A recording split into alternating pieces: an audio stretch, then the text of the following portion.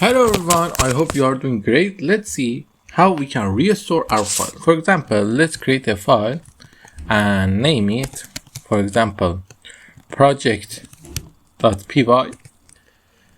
And after that, let's go to our project.py here and open with Notepad. Then, for example, write something here, print, for example, hello, and that's it. Save it. And then git add project.py for staging that.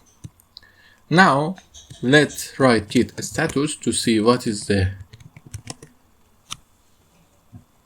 You see here the change are created but not committed.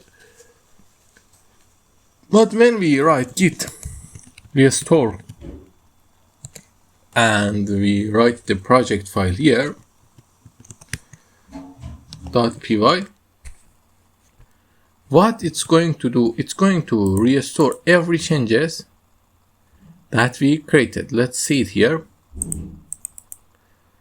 With Notepad, you see it's the first state. For example, let's write something here and then save it. Then when we use git restore project.py, when we look at this, you see it's deleted all the changes that we created and come back to the previous version that we have. This command is very important and has many aspects for using.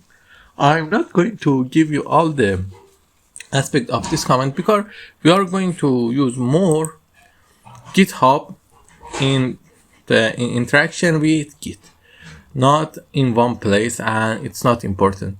Okay, I hope you understand what restore is doing and how to use it. Until the next episode, have a nice day.